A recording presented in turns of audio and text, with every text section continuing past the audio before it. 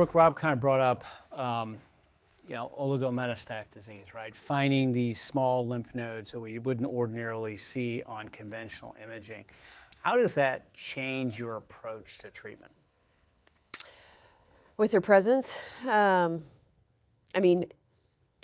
to target those small volume sites and allow us to delay progression of other systemic therapy, I think is, goal. Yeah. Does it always work?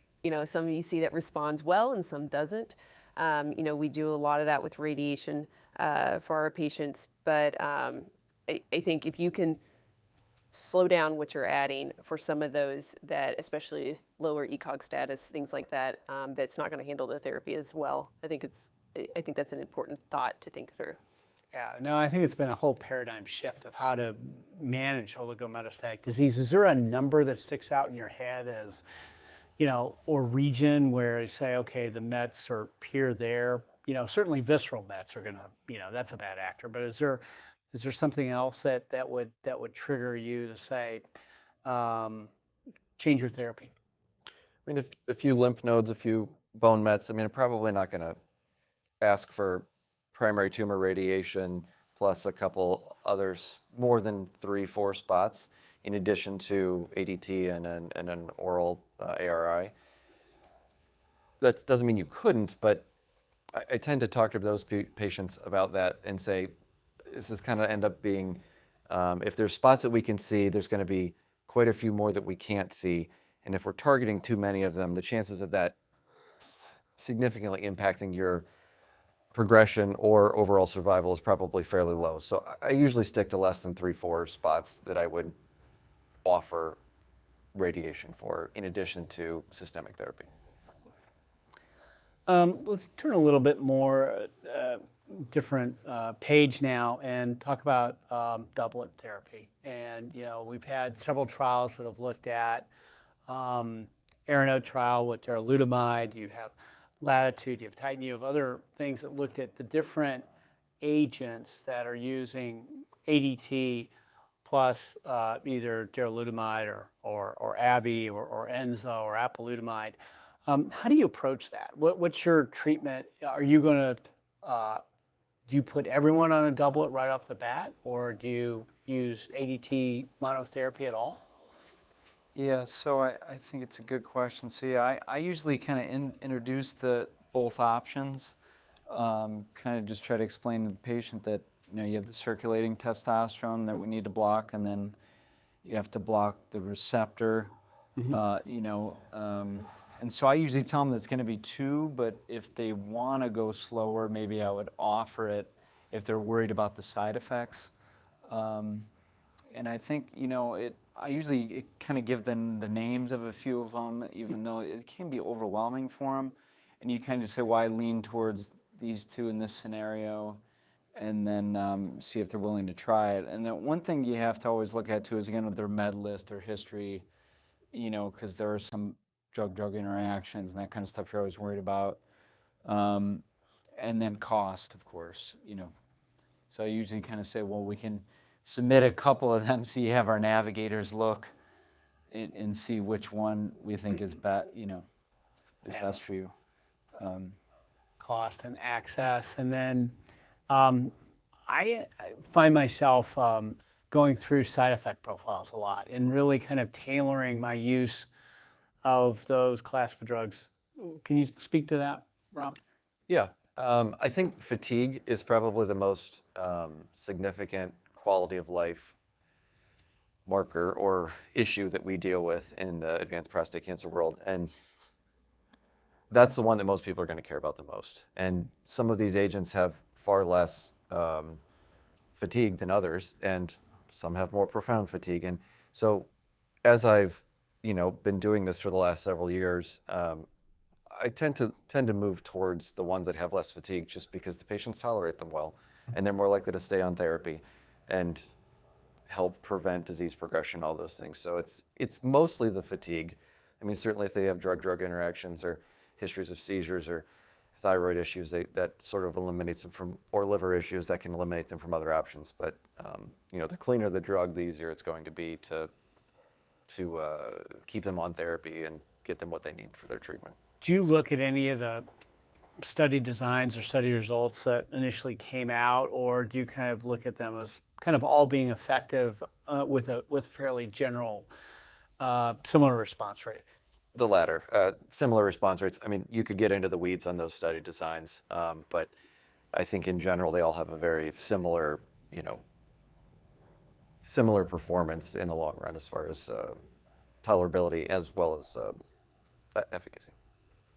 So Brooke, when somebody comes in and you're talking to them, and we talked about how overwhelming a lot of this information is right off the bat, do you start them on doublet immediately, or will you stage it and start them on ADT and then add doublet on a follow-up visit?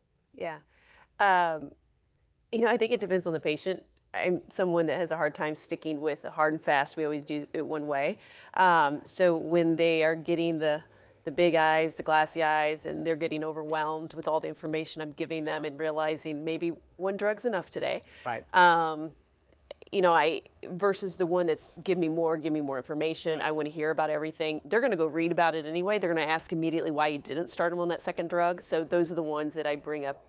I would bring up those options, discuss, the pros and cons to jumping on two at once.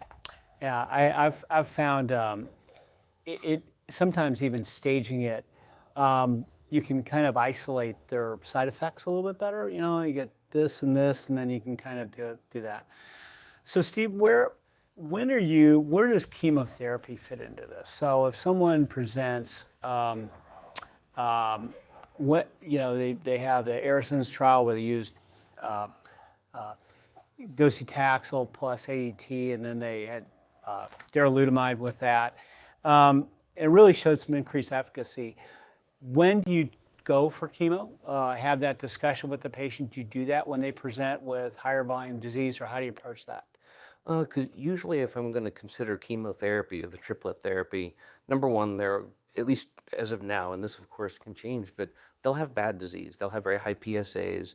They'll have relatively widely metastatic disease.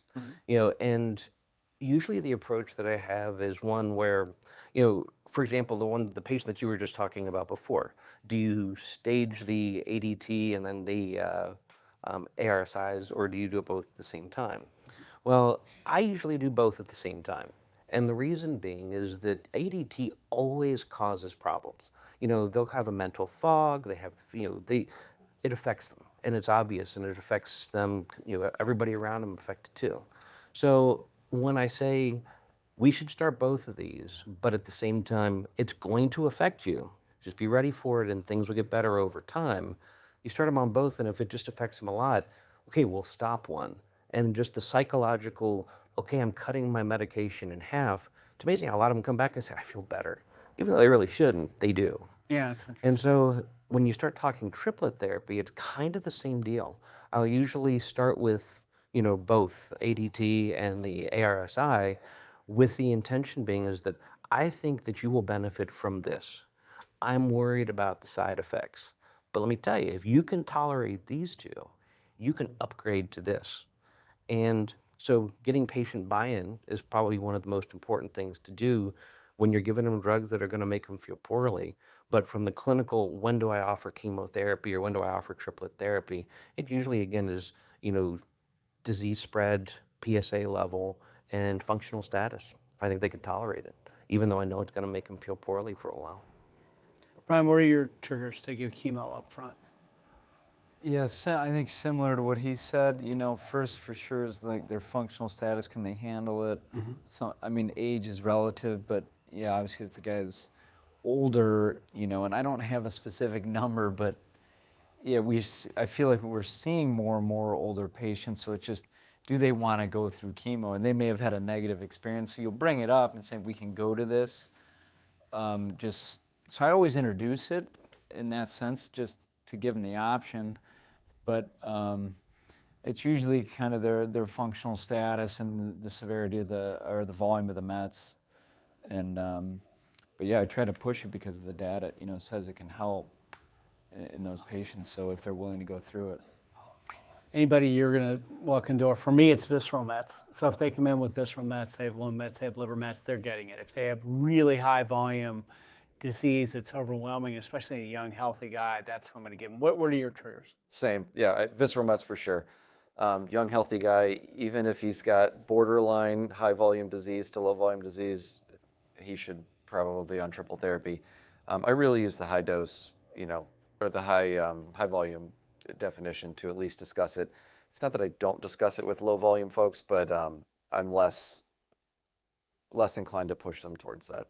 But yeah, you're right. Visceral mets, or the super scan, if you will. Yeah, that person would greatly benefit from triple therapy.